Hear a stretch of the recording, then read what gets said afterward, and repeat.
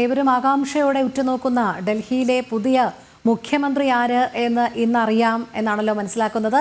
ഇന്ന് ചേരുന്ന BJP നിയമസഭാ കക്ഷിയോഗം നേതാവിനെ തിരഞ്ഞെടുക്കുമെന്ന് തന്നെയാണോ കരുതേണ്ടത്?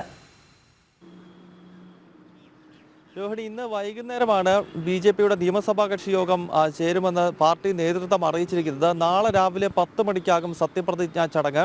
സത്യപ്രതിജ്ഞ നടക്കുന്നത് ചരിത്ര പ്രസിദ്ധമായ രാംലീല മൈതാനിയിലാണ്. അവിടെ അതിൻ്റെ ഒരുക്കങ്ങളെല്ലാം ഏതാണ്ട് പൂർത്തിയായി വരുന്നു. 30,000-ഓളം പേർക്ക് ഒരുമിച്ച് സംഗമിക്കാൻ കഴിയുന്ന ഡൽഹിയിലെ ഏറ്റവും വലിയ മൈതാനമാണ് രാംലീല മൈതാനം. അവിടെയാണ് ഈ ചടങ്ങ് നാളെ നടക്കുക. രാവിലെ 10 മണിക്ക് പുതിയ സർക്കാരിൻ്റെ സത്യപ്രതിജ്ഞ നടക്കും.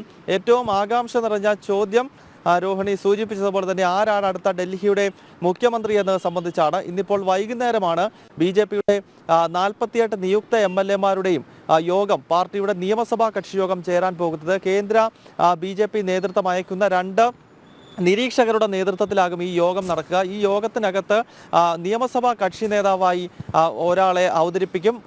അവതരിപ്പിക്കുന്ന വ്യക്തിയെ പിന്നീട് MLA-മാർ പിന്താങ്ങുന്ന പശ്ചാത്തലത്തിൽ ആ വ്യക്തിയാകും ഡൽഹിയുടെ അടുത്ത മുഖ്യമന്ത്രിയായി, അല്ലെങ്കിൽ 1998 ശേഷം ഒരു BJP മുഖ്യമന്ത്രിയായി ഇവിടെ ചുമതലയേൽക്കാൻ പോകുന്നത്. ഇപ്പോൾ ദേശീയ രാഷ്ട്രീയം ഉറ്റുനോക്കുന്നത് ആരാണ് രാജ്യ തലസ്ഥാനത്തിൻ്റെ കടിഞ്ഞാണിനി നിയന്ത്രിക്കാൻ പോകുന്നത് എന്നുള്ളതാണ്. അതിനുള്ള ഉത്തരം വൈകിട്ടത്തെ BJP നിയമസഭാ കക്ഷി യോഗത്തിൽ രൂപപ്പെടും. രോഹിണി. ശരി, ഗൗതം അനന്തനാരായണനാണ് വിവരങ്ങൾ നൽകിയത്.